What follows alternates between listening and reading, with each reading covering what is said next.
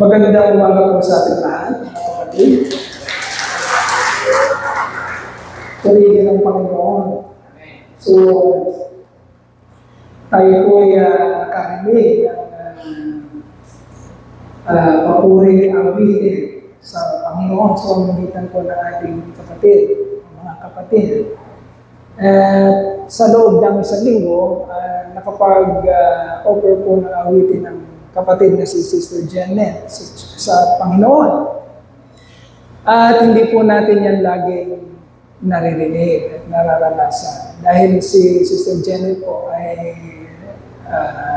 nakatira sa Japan. Niloloob ng Panginoon na sa tuwing every year nakakauwi po siya at nakakapaghandog ng papuring awitin sa ating Panginoon. At tayo po ay natutuwa, nabibless, nalulugod po tayo sa tuwing nakikita po natin na ang giftings mula sa Panginoon, ang kaloob mula sa Panginoon ay talaga naman po nagagamit para sa Kanya. Palakpakan po natin ang Panginoon sa buhay po ng kapatid. Si Sister Ana at si Sister Marisa, lagi na natin niyang narinig.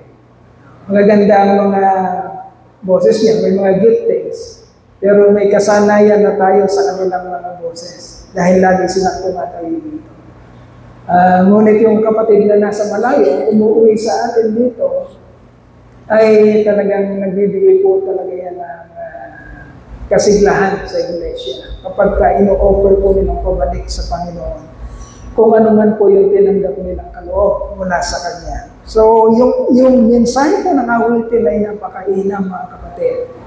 Ito ay isa sa mga nagbibigay ng paset o ng liwanag sa ating pong pinag-uusapang mensahe ng Panginoon. We are more than conquerors in Christ. Okay? Knowing the truth, knowing the message, if we understand that, and if we believe that, yung message ng dalawang inawit kanina, yung huli, yung solo ni Sister Janet, sabi doon, salubungin man ako sa daan ng kamatayan, alam kong ako'y may buhay na walang hanggan. Kung yun ay naiintindihan natin, kung yun ay tinatanggap natin na makatotohanan, pinaniniwalaan natin, mga kapatid, nagbibigay po yun ng malabis na kumpiyansa sa ating puso at isipan. Napapanatag tayo, may kapayapaan tayo, sapagkat alam natin ang katotohanan. Pinaalam sa atin ng ating Panginoon na hindi nagtatapos ang buhay natin kapag nawala itong physical na katawan na ito. Minsan masyado natin itong iniingatan. Minsan parang ito yung priority natin. Ginagawa natin parang tampo sa buhay natin dito sa lupa. Nakakalimutan natin na ito'y lilipas. Nakakalimutan natin na ito'y mangungulubog, na mawawalan ng itsura, na mabubuno, mamamatay. Yan ang nakakalimutan natin. Kaya medyo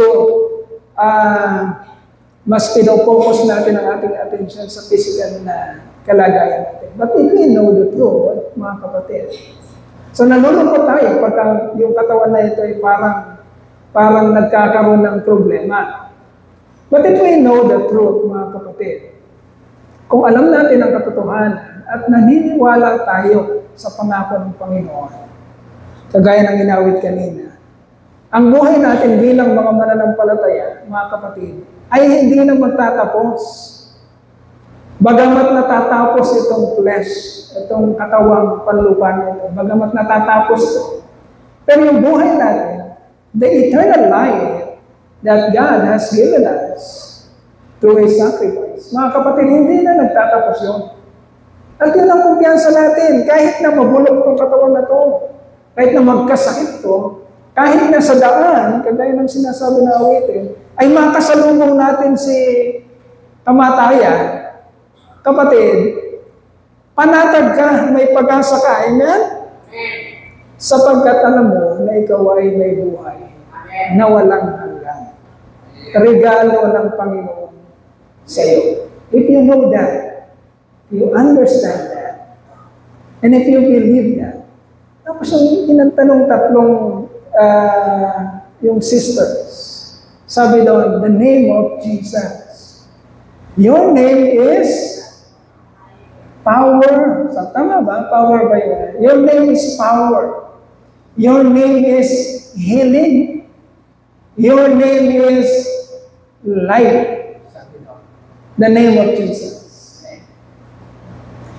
Kung alam mo yun, naiintindihan mo yun, at kung yun ay tinatanggap mo at pinaniniwalaan mo, kapatid, yun ang nagbibigay sa iyo ng kakayanan, lupigin, o i-conquer, o maging victorious ka, ano man ang kakaharapin mo sa buhay. Because you know the truth. And the truth that you know will set you free. So, hindi ka nalulungkot. Hindi ka natitigatin. Hindi ka nadidepress. Hindi ka nagkakaroon ng anxiety. Bakit? Dahil alam mo ang katotohanan. Because we are speaking about the message, we are more than conquerors in Christ. And before we start the message, before we continue the theme or the message that God has given us, mga kapatid, more than conquerors in Christ, kailangan ipaalala natin para mabuhay ang ating mga puso at isipan at espiritu, para maging handa tayo sa ating pakikinig. Lagi nating alalahanin before we start, i-chant natin, sasabihin natin, we are more than conquerors in Christ. 1, 2, 3. We are more than conquerors in Christ.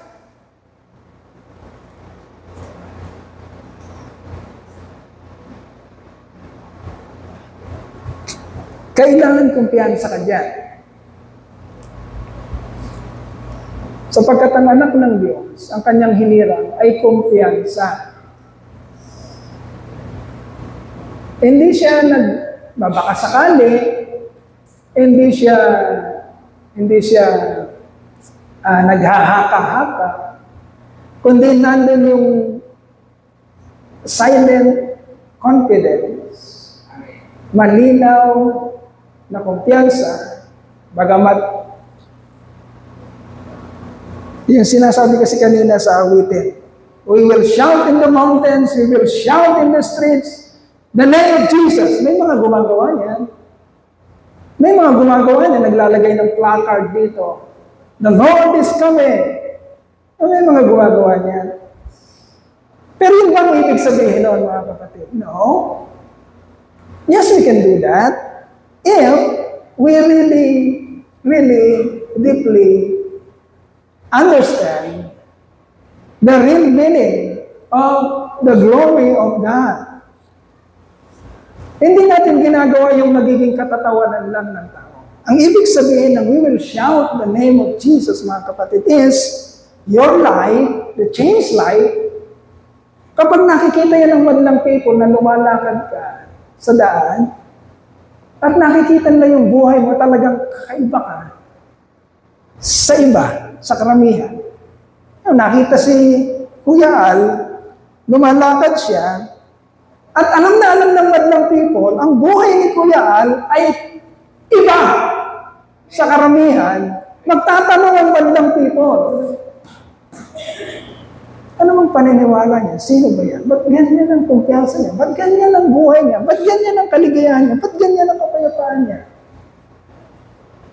Sapagkat nagre-rain, nagsya-shine ang buhay mo na kakaibang-kakaiba sa sanlibutan.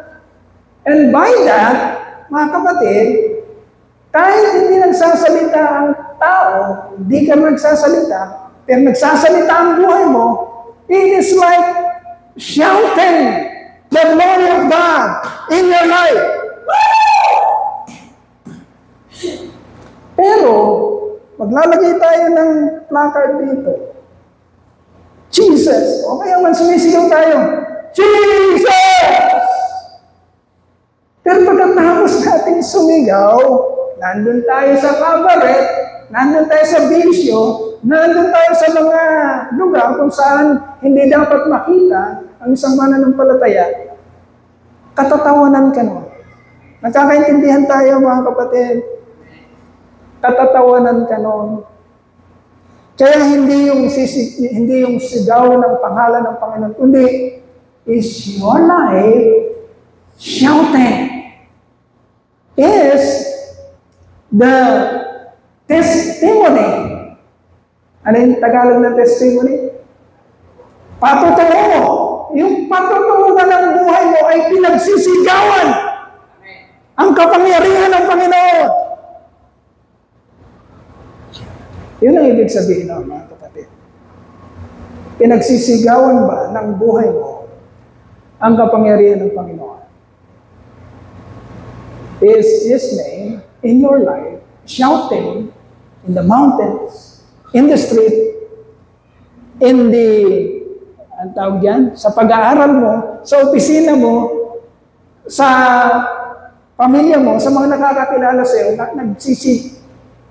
na ipagsisigawan ba ang kapangyarihan ng Panginoon? Dahil nagsashine ang gawa o kapangyarihan ng Panginoon sa buhay mo. Are you more than conquerors in Christ?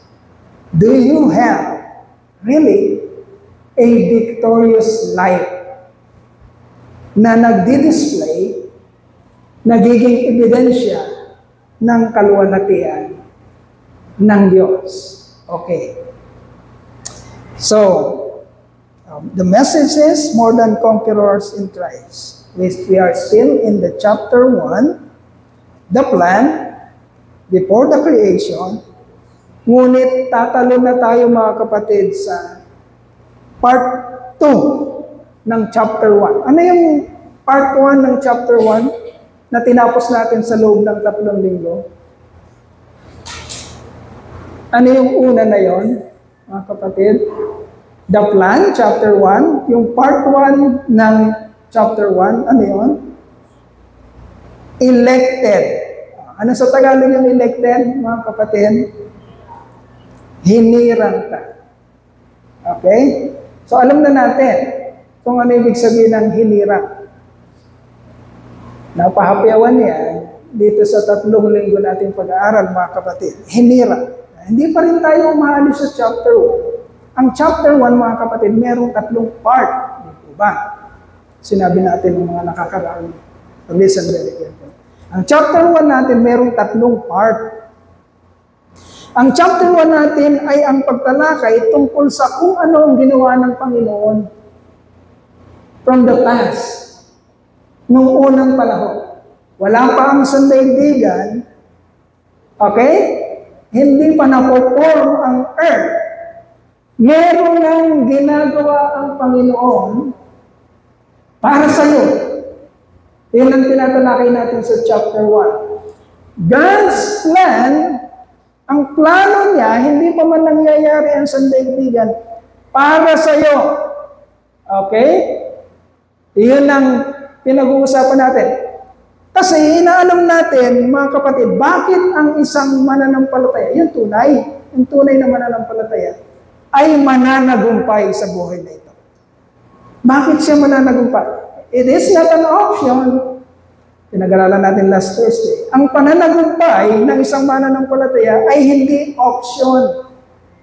Hindi tayo maniniwala doon sa mga sinasabi na wala naman sa Biblia na mayroong backsliding, natitisod, nag-backslide, nawawala sa Panginoon. Walang nakasulat na gano'n sa Biblia. Okay? Kaya ang inaalaw natin, anong nakasulat sa Biblia? Anong tinuro ng Panginoon sa mga taong nananagumpay? Bakit sila nananagumpay? Ang unang pagtalakay is yung chapter 1. Ano ba ang ginawa ng Panginoon sa past? Hindi pa man nangyayari o hindi pa man kinikreate o nilalalangan sa libutan, ano yung ginawa niya para dun sa mga taong mananagumpay kapag sila'y nabuhay na sa earth, sa mundo. Okay? Kaya tinawag natin yung mensahe na yun, na part na chapter na The plan of God. Ang plano ng Diyos sa kanyang mga hinirang. Hindi pa man nangyayari ang sanlibutan. Now, tinapos natin sa loob ng 3 session, yung unang part. Ano yung unang part? Elected. Ano yung elected? Hinirang ka. Kaya ka nananagumpay ngayon bilang mananampalataya sapagkat pinagplanuhan ng Diyos na hirangin ka o i-elect ka sa English. Hirangin ka para managumpay sa buhay. And that is why, mga kapatid, being more than conquerors or being victors in Christ is not an option. Pakinggan mabuti, lalo na mga young people, it is not an option. Hindi ito yung people, mananagumpay ba ako? Hindi. O ngayon, mananagumpay ako. O bukas hindi. Pwede naman ako, may choice naman ako kung mananagumpay ako o hindi. No. Okay?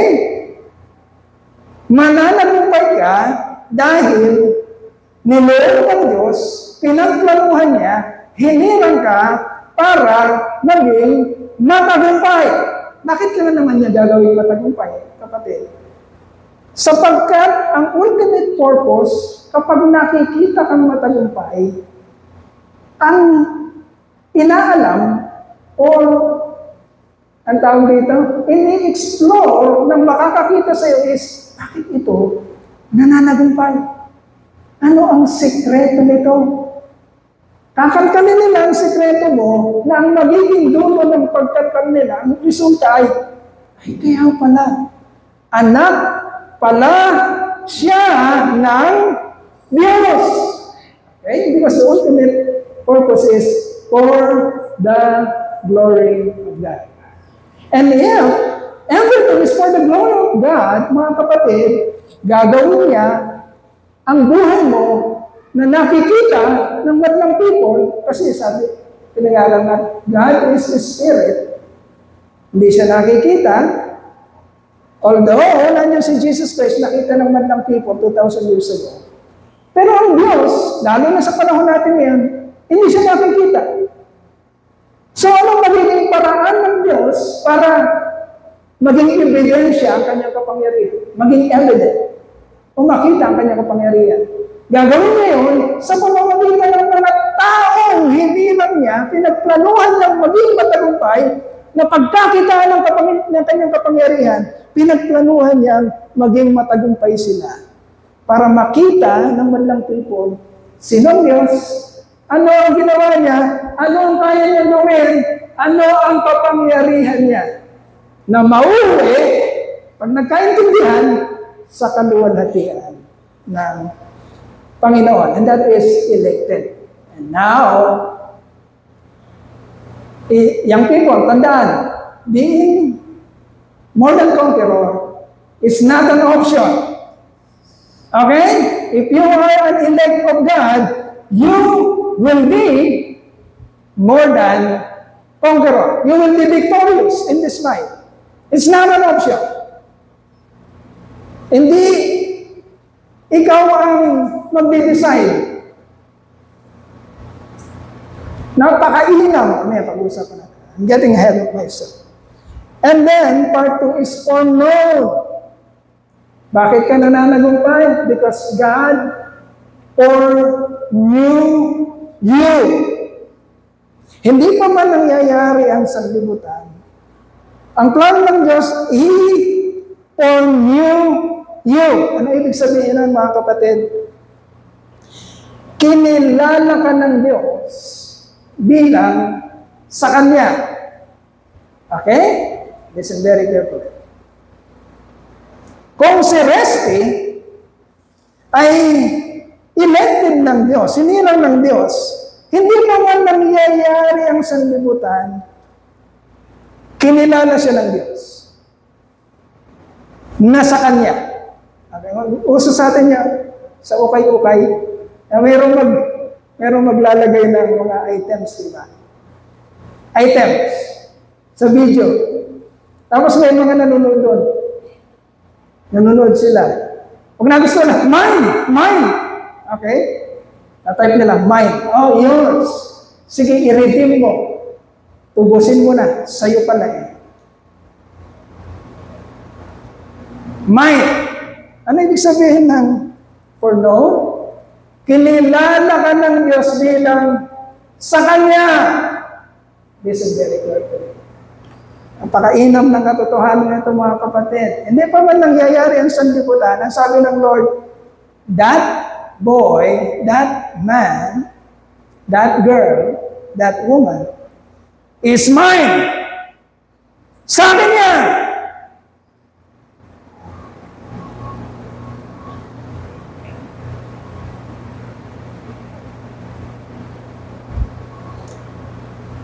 Kinilala bilang sa Kanya. Now we will read Romans chapter 8, verses 28 to 29. Two verses for our main text. Romans chapter 8, verses 28 to 29. It says,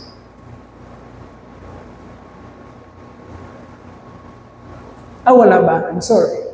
Hindi ko yata na-checkan dito. Romans chapter 8, verse 28 to 29. Wala? Okay. If you have your Bible, let us read. Dalawang verse lang naman ito. Romans chapter 8, verses 28 to 29. Okay. Ang sabi dito mga kapatid, and we know that in all things, God works for the good of those who love Him, who have been called according to His purpose. Called according to His purpose, that is elected by God. Called according to His purpose. Chosen according to His purpose. Yun yung elected. Tinalakay na natin. And then verse 29 it says, for those God foreknew. And lumabas na yung word natin. For those God foreknew, He also predestined to be conformed to the likeness of His Son, that He might be the firstborn among many brothers. Although nakita natin dito yung term na conform, we will be focusing on the word foreknew. Although nakita natin yung mga terms dito na pag-aaralan natin later. Predestined, conform, but we will focus on this one word, one term, foreknew.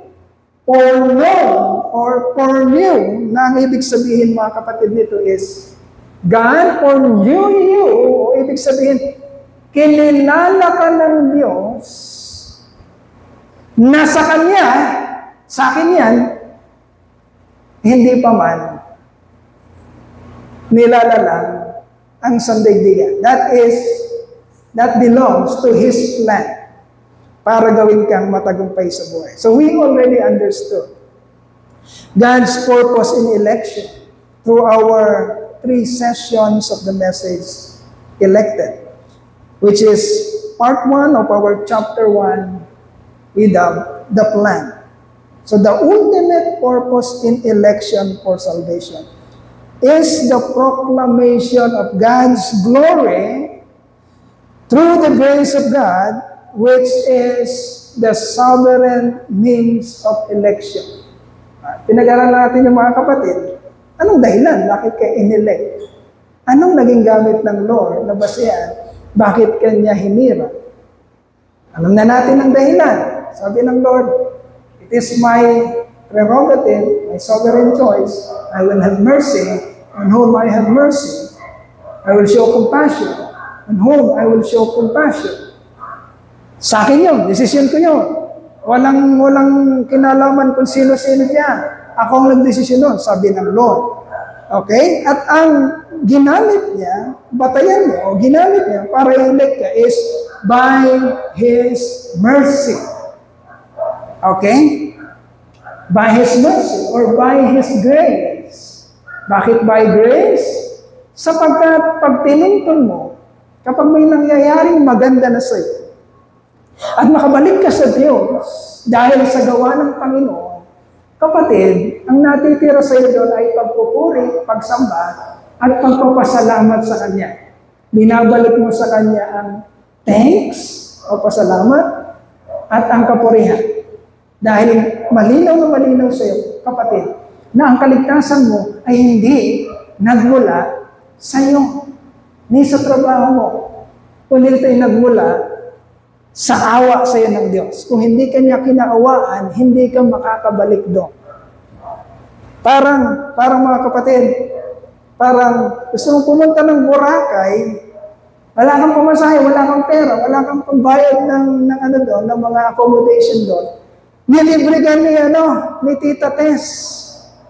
Nilibre ka, nakarating ka ngayon ng Boracay, na-enjoy mo yung Boracay. Pero alam mo, hindi ka makarating doon kung hindi ka kinaawaan ni Ate Tess. Okay, nilalagyan lang natin ang kwento. So, nagpapasalamat ka, Tita, salamat ha. Hindi ako makapunta dito kung hindi mo ako nilibre. Yan ang ginawa ng Lord. Kinaawaan ka, kaya nakarating ka sa Kanya. Hindi ito sa pera mo, hindi ito sa trabaho mo, hindi ito sa anumang gawa mo, kundi sa awa niya sa iyo. Yun ang batayan niya. Kaya ang dulo ng lahat, mauuwi doon sa ultimate purpose na His glory. Pag-aaralan natin mamaya uli sa pamamagitan ng pangalawang part, which is for no. Okay? Ito'y tinalakay natin dun sa chapter 9, verses 11 and 12. Not by works, sabi doon, but by Him who calls. Therefore, election for salvation is really by the grace of God and not by the works of men. Kailangan malinaw na ito sa atin, mga kapatid. Kailangan kasi natin ito sa church.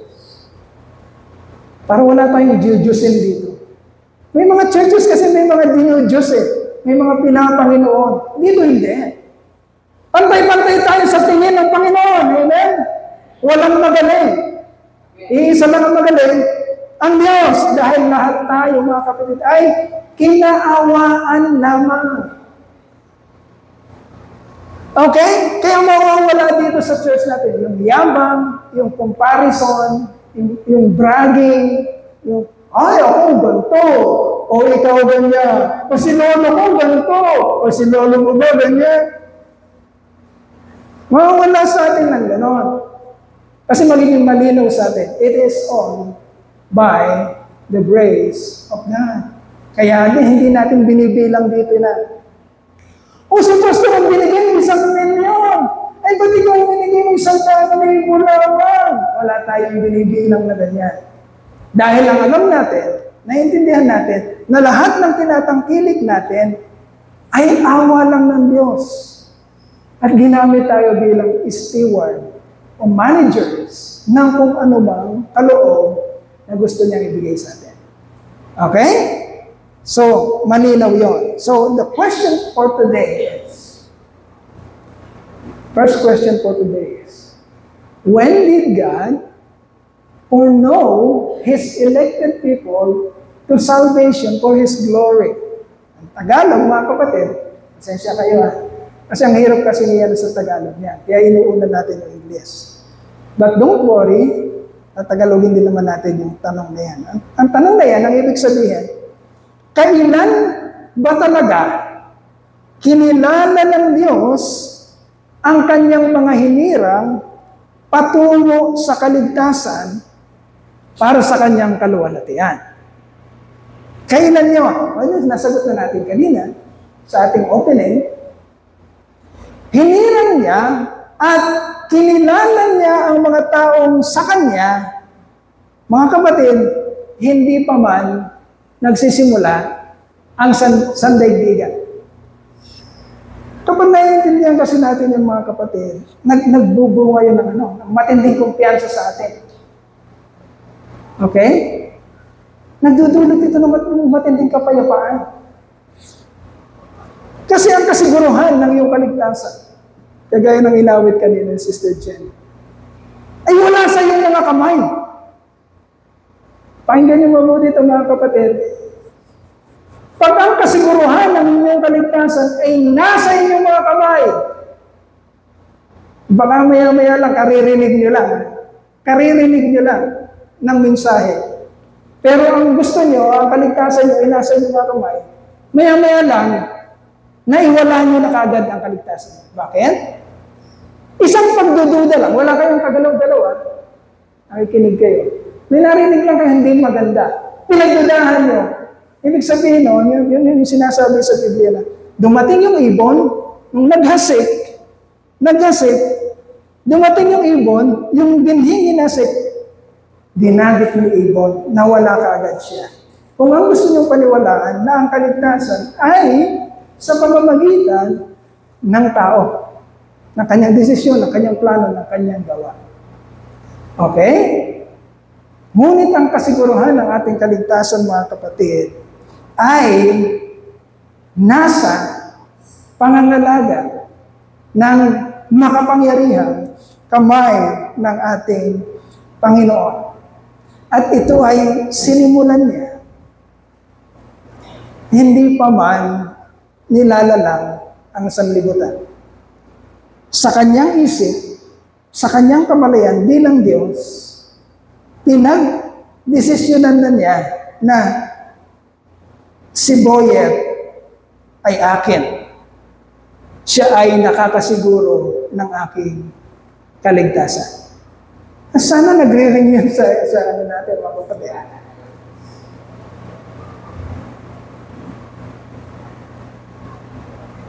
Walang nag-isip at nagplano na very meticulous plan.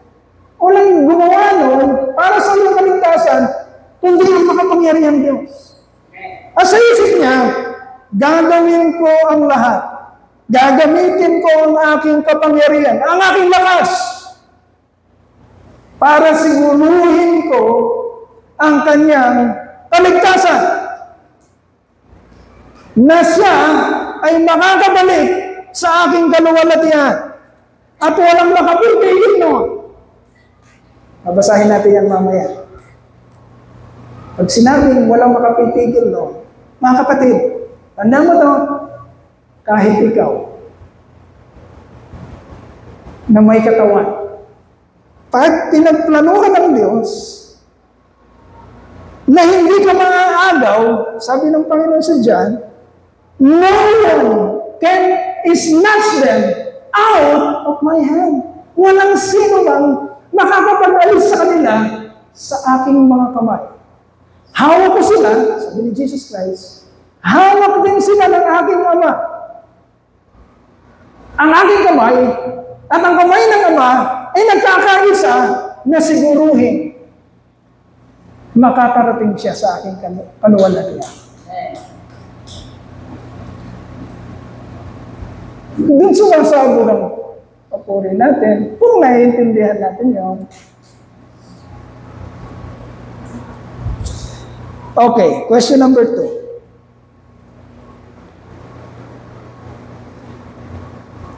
Can a person claim any participation in being foreknown by God? Pwede bang mag-angkin ng anumang ambag ang tao sa pagkilala ng Diyos sa tao bilang sa Kanya? Pwede ka bang mag-angkin na may inambag ka, may ginawa ka to, yung influence the mind of God when He was planning for your salvation? Hindi pa man nangyayari ang lahat, meron ko bang pwedeng i-claim na inambag mo? Bumulong ka ba sa Kanya, hindi ka pa pinapanganak, meron ka ng kamalayan, Lord ako! Hindi ganun ba? May inambag ka ba para mag-desisyon siya na hirangin ka at kilalanin ka bilang sa Kanya? Okay, sasagutin yan ng ating babasahin katotohanan sa Isaiah chapter 43. Okay, isa-isahin natin mga kapatid. Isaiah chapter 43. Sabi diyan,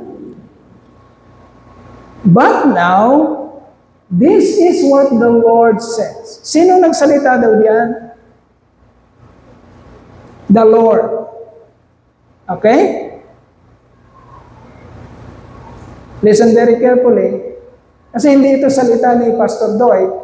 Binabasa natin, ano daw ang sinabi ng Lord para sa iyo.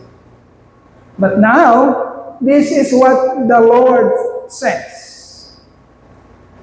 He who created you, Jacob. Eh, Pastor, hindi naman hindi naman para sa atin eh. Hindi naman palayan para sa atin. Kasi ang sinabi niyan, Pastor, He who created you, Jacob.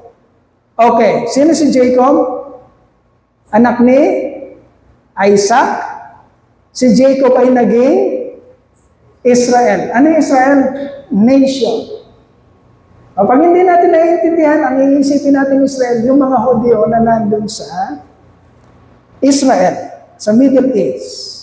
Pero pinag-aralan natin last Sunday, ang sinabi dun sa binasa natin sa chapter 9 ng Romans, hindi ang Israel per se, the physical Israel, ang Israel na tinutukoy lamang ng Diyos para sa kaligtasan, sa kanyang mga hinira. Not the physical people of Israel, but the spiritual Israel. Kaya sinabi ng Panginoon, not all Israel are Israel. Okay? Tinapos yung pinag-usapan natin sa mga Hudyo at mga Hintil, merong hihirangin ng Diyos at ito yung tatawaging spiritual Israel. Okay? Kaya ang pinag-uusapan natin dito na Jacob at Israel ay lahat ng mga hinirang ng Diyos. Subaybayan natin. Tsagain natin. Okay? Tsagain natin. Kasi ganito yan mga kapatid. Sabi ng Panginoon, if you will seek me, like you are seeking for gold, or silver, or treasure, you will definitely find me. If you are seeking me with all your heart, you will find me. Kung hindi gano'n ang paraan natin yung pagsasaliksik sa Panginoon, huwag tayong aasa na maiintindihan natin siya.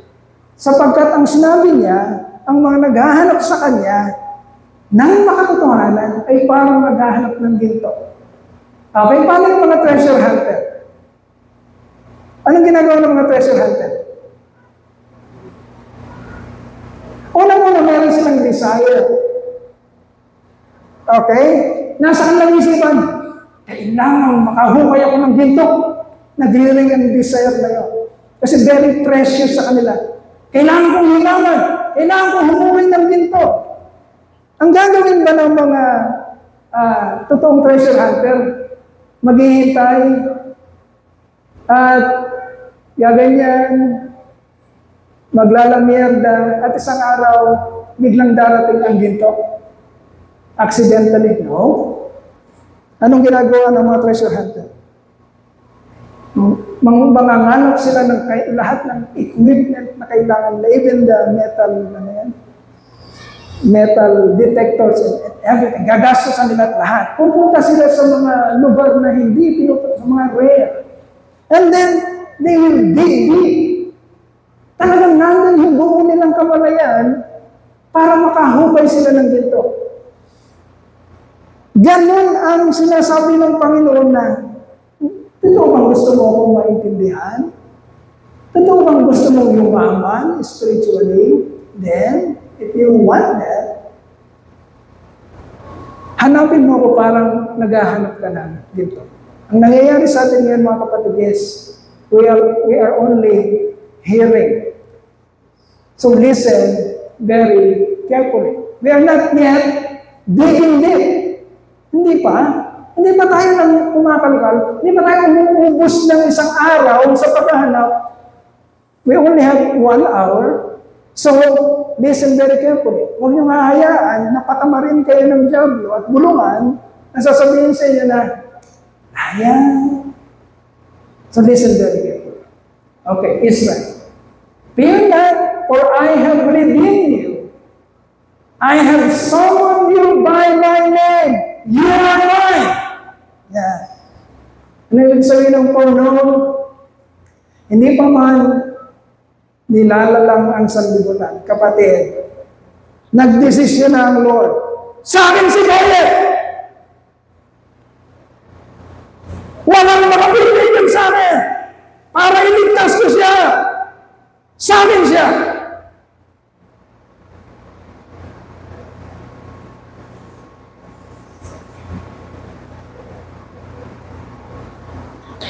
At ang Diyos ang nagdesisyon, mga kapatid. Kaya isang araw, si Pastor Boyet, maririnig niya ang tawag ng Panginoon. You will be called by name. Boyet. Huwag niyo asahan na mayroong audible voice. Baka, sabi ni Pastor marinig niyo tinatawag ko Ligaya. Walang ganon. Spiritual ito. Regeneration. Spiritual. Marinig nung tinatawag ka niya through His words, to listening, hearing and hearing the gospel, and listening, marinig mo ang inward call ng Lord. Maiintindihan mo siya at maunawaan mo siya. At isang araw, iiwanan mo kung ano man yung kaabalahan mo at susunod ka niya sa Kanya. Because that is what the truth says. Sabi ng Panginoon, kilala ko ang aking mga tupa. I know them. They will listen to me and they will follow me kapag tinawag ko sila. God will call you by name. Yan ang ibig sabihin. Kilala ka niya. At ang pagkakilala niya sa iyo ay hindi random o hindi afterthought. Alam niyo, afterthought, yung naisipan lang niya, tumingin siya sa truth and life. Tumingin siya ganyan. At biglang nag-desisyon ngayon lang, sinabi, okay, si Dan, si AJ, si Marlo, sige, they are mine. No. Hindi ganoon. Hindi ngayon lang nag-desisyon ng Lord at sinabi, sa akin sila. Mula ngayon sa akin sila. No. Ang sabi dito, this is what the Lord said. I created you. I formed you in the womb of your mother. So fear not. Wala kang dapat katakutin. Because I will redeem you. You are mine. I will summon you by your name. You are mine. Kapatid, hindi magic ang salvation mo. Okay? Hindi magic na nagkataon lang. Hindi ito magic na naglalakad ka. Bigla mong natisod ang gospel. Uy, ano to? Tracts. Tracts to Pinunod mo si Tracts, binasa mo. Uy, sabi dito, accept Him as your Lord and Savior and you will have eternal life. Tama yun. Tama yun. Pero hindi nang doon nagsisimula ang istorya mo.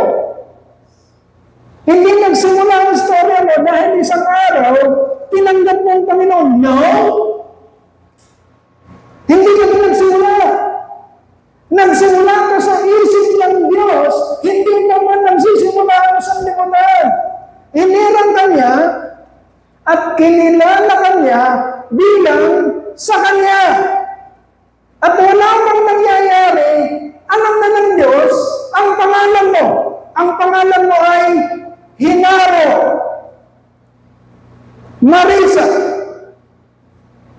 Janine. Alam na ng Lord kung sino ka. It is not magic or random. It is a masterpiece of God. Ang kaligtasan mo, kapatid, ay hindi magic.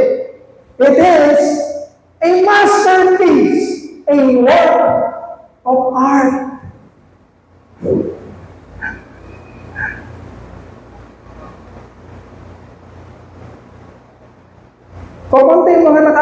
na-appreciate ang masterpiece of work of art. Okay? May mga tao nag-spend ng time sa mga paintings and other things na sa ibang tao, ano yan? Abstract? Ano yan? Tapos may presyohan yung mga painting na $1 million, $2 million, $10 million. Isang painting ng isang sikat na tao. Ang tawag doon ay masterpiece. Nag-auction ang mga tao, makuha lang yung masterpiece na yun. Bakit? Dahil naiintindihan nila kung ano talaga ang value ng masterpiece na yun. Tayo din natin maintindihan. Ganun sa Panginoon. Sinong nag-appreciate ng salvation, ng kaligtasan, ng masterpiece ng Lord? Sino?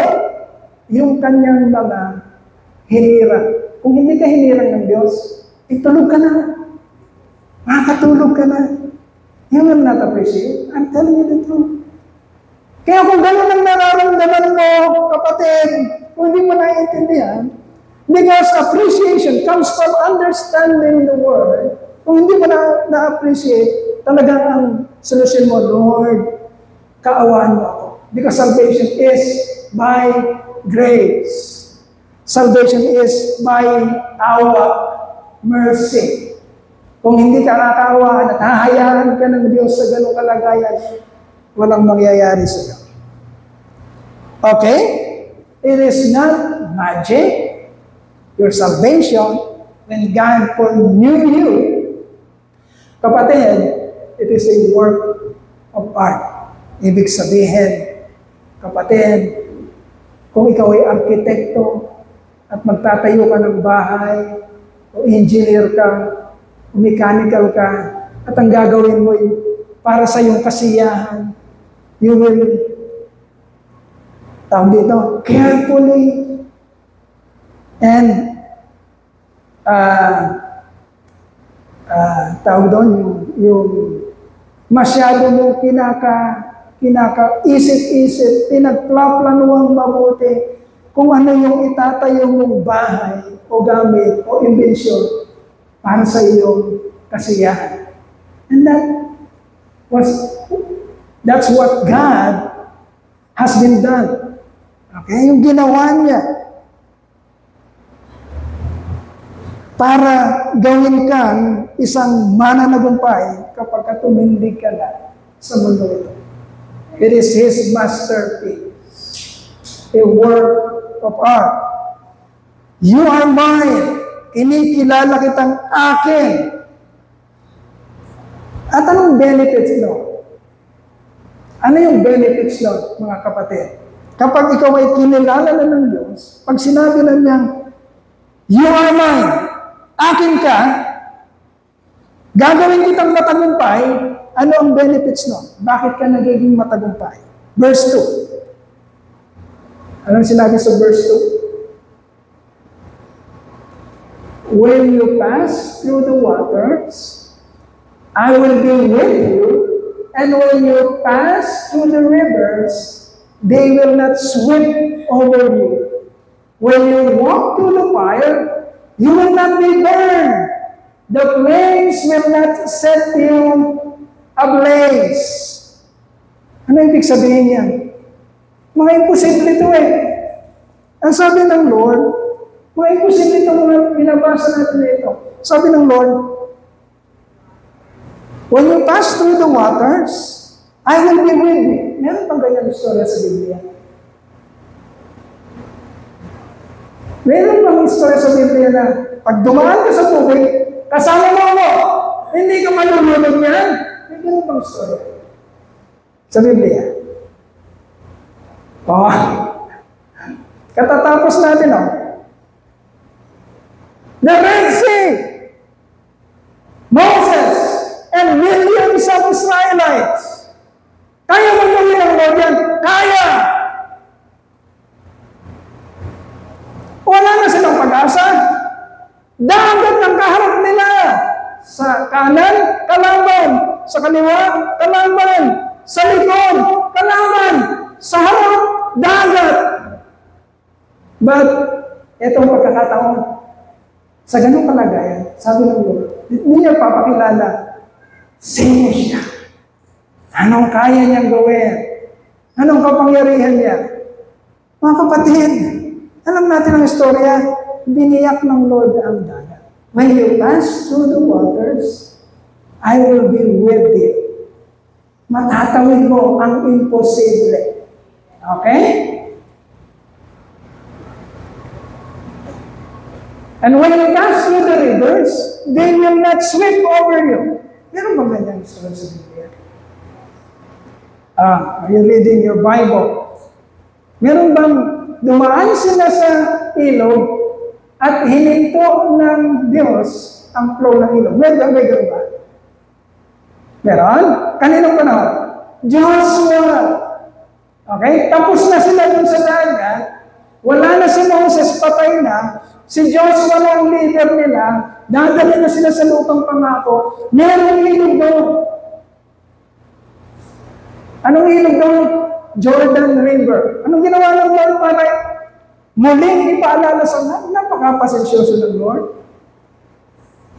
Ang bilis kasi makalimot ng tao. Kaya ang Lord, kahit na nagpakita na siya ng napakatinding miracle sa Red Sea, gusto niyang ipaalala ulit sa mga Israelita, sa pangunguna ni Joshua, i-remind sila na, tinawid ko kayo sa dagat, gantong ginawa ko, kahit nasa parang miniature, sa maliit na paraan, ginawa pa rin niya, sa Jordan River, tumawid ang mga Israelita, papasok ng Canaan's land on dry ground. Okay? Para ipaalala sa kanila kung sino siya. Napakapasensyoso na. Sana nakikita natin yun sa buhay natin. Tayo kasi very prone to wonder. May alam, nagdududa na. Ang dami-dami ng ginawa ng Lord sa'yo. May alam, nagdududa ka na kagad.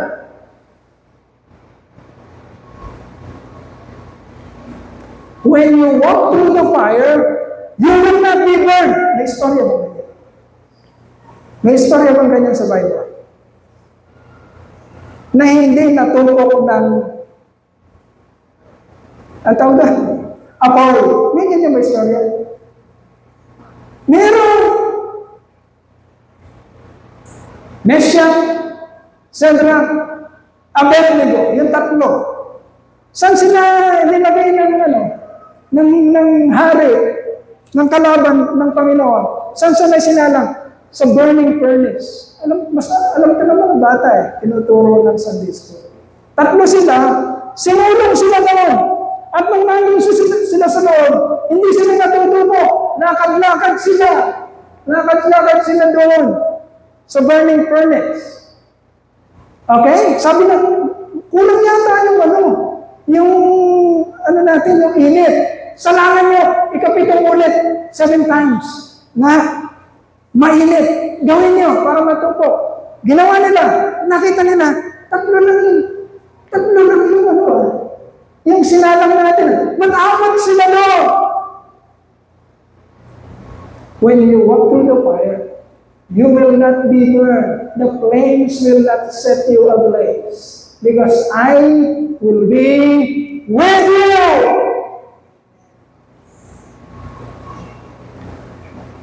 Very intricate plan of God. Alam na ng Lord lahat yun, na mangyayari lahat yun. At luluubin niya yun para makita mo siya, mabanaag mo ang kanyang kapangyarihan. Your name is power. Your name is healing. Your name is light. Hawak lahat ng Lord yan. Hawak ng Lord ang tubig. Hawak niya ang apoy. Hawak niya ang kapangyarihan. Hawak niya ang iyong buhay, kapatid. Hawak niya. At hindi siya. Ang Diyos walang ganito. Tayo maraming ganito. Oops! Oops! Ang dami natin ganun, di ba? Sablay! Ang daming sablay ni Pastor Doy. Madaming sablay si Pastor Doy. Mas marami kaysa sa mahihinaw. Marami. Oops! Hindi ko naalagaan. Oops! Marami. Sa Lord, mga kapatid, listen very carefully. Walang Oops! Walang ganon. Your life is in His hand. When you walk through the water, He will be with you. When you walk through the fire, He will not be there. Pastor, ayos ah. Sige nga, pupunta ako sa apoy. Sige nga, lalaman. Huwag mong gawin yun. Huwag mong gawin yun. Hindi nilalaro ang Diyos. Meron gumawa niyan sa Korea. Nababasa nila to, pero hindi nila naiintindihan eh.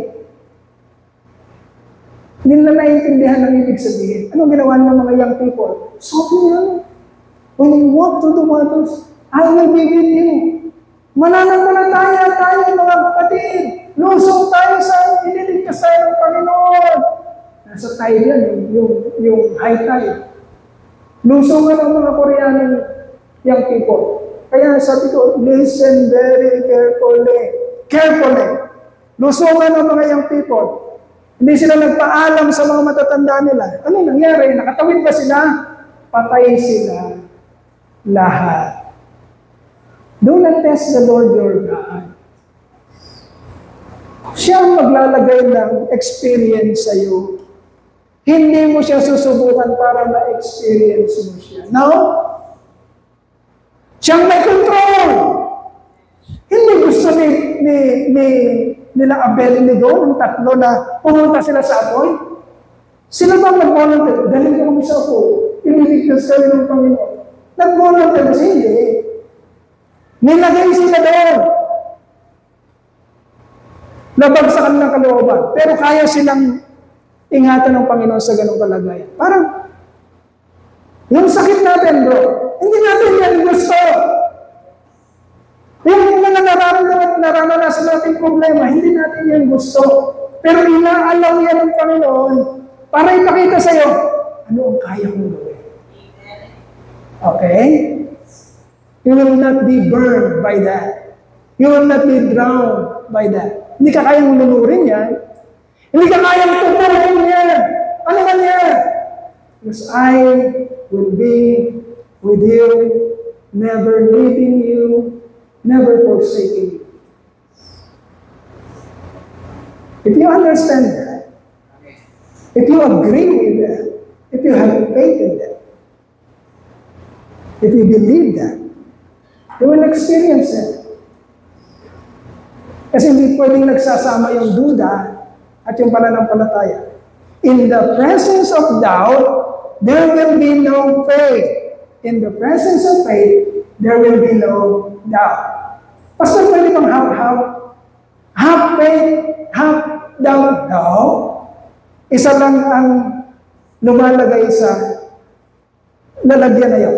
Kapag nandun na yung doubt, wala na si faith. Kailangan paalisin ni faith si doubt para mapunta doon si faith. Okay?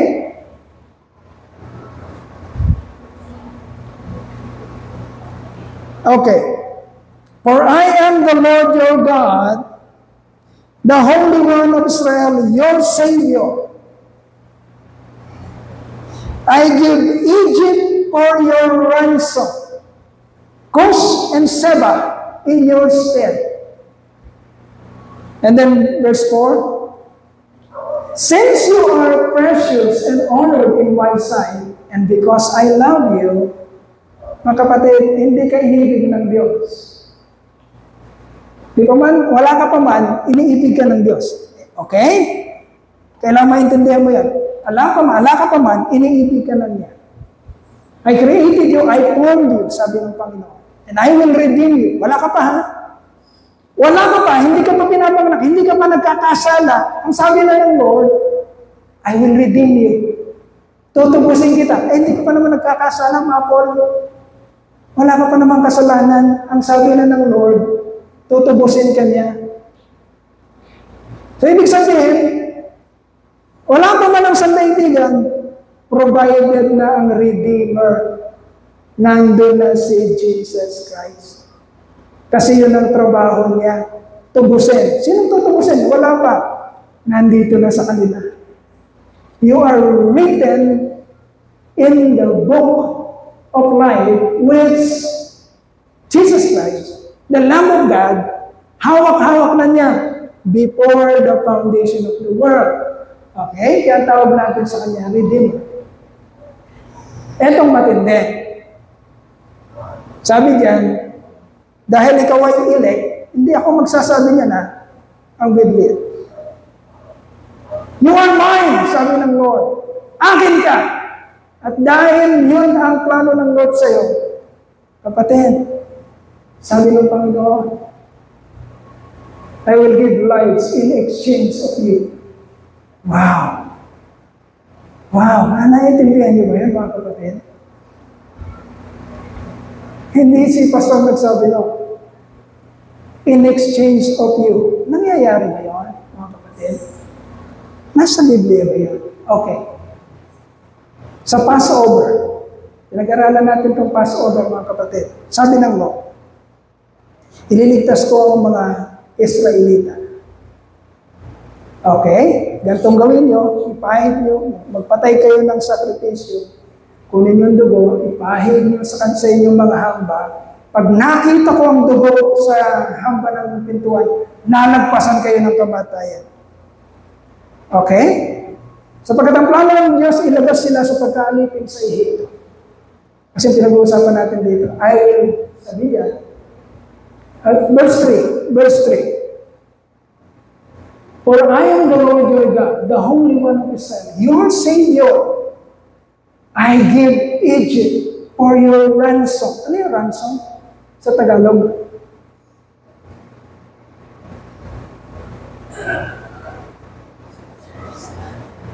Ano yung ransom? Pagka ilalabas mo na yung, yung nakakulong.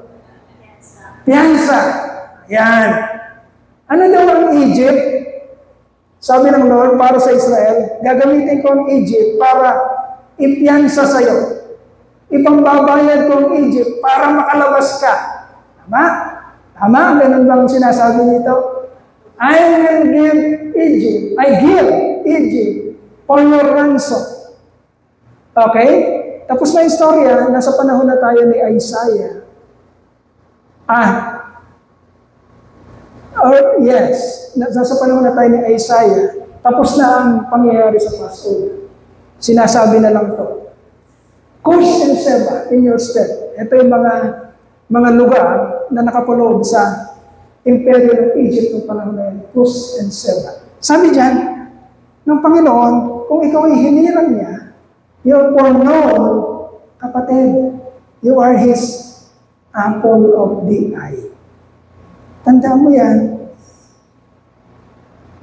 Tandaan mo yan, apple of the eye kanya. Yung mga ayaw maniwala sa Panginoon, kagaya ng Egypt, gagamitin ng Lord bilang ransom para sa iyo. I-exalt ka niya, tandaan niyo to, i-exalt ka ng Lord at the expense ng mga taong ayaw kumilala sa Kanya. Okay? Nagkakaintindihan tayo? Grabe! Ang trabaho ng Lord sa buhay mo kung ikaw ay Kanyang hinirang. Gagamitin ko ang mga tao para sa iyo. At alam natin ang istorya ng Passover na iligtas ang mga anak, firstborn male child of the Israelites at the expense of firstborn male child of Egypt. Yun ba ang nababasa natin sa istorya? Yun ang nababasa natin. So, if you are one of the elect, sana nagre-ring to sa atin, mga kapatid. If you're one of the elect, ang pangako ng Lord sa'yo, ikinalanin kita. At yung mga tao ayaw kumilala sa akin, ikaw kinilala ko. Yung mga tao ayaw kumilala sa akin, gagamitin ko sila. I-exalt kita sa pamamagitan nila. Yun ang nakasulat. Since you are precious and honored in my sight, yun ang tingin ko sa iyo. And because I love you, I will give men in exchange for you. Verse 4. And people in exchange for your life. This is the word of the Lord. Yun ka, kapatid. Yun ka. At alam mo, anong pinakamatinding example ng Lord na kaya niyang gawin yun? Nagamit ako ng buhay para ma-exalt ka. Anong pinakamatinding example ng mga kapatid? Ginamit niya ang sarili niyang buhay. Inubos niya ang sarili niya para magkaroon ka. Sinakripisyo niya ang buo niyang sarili. I will give my life in exchange for your life. So if you understand that, you will appreciate what God has done for your life. Continue to seek Him with all your heart. Yun ang kumpiyansa mo. Hindi mo natin itutuloy yung iba, mahaba pa. Kung nais kong iwanan ang katotohanan mga kapatid sa atin upang magkaroon tayo ng kumpiyansa, kapayapaan, pag-asa sa ating buhay. Kapatid, ang kaligtasan mo ay hindi magic. It is God's masterpiece. Pinag-isipan, pinagplanuhan, very, very, very, very carefully. At ang bawat detalye na nangyayari sa buhay mo, ang pangako at ang katotohanan na tinuturo ng Lord sa Romans chapter 8. All things, lahat ng bagay, ginagamit ng Diyos para sa kabutihan ng kanyang mga hinirang at kanyang kinilala bilang sa kanya. Palakpakan po natin ang ating Panginoon. Salamatan po natin siya. Tutuloy natin sa mga susunod. Tayo po'y magpasalamat. Hallelujah, hallelujah.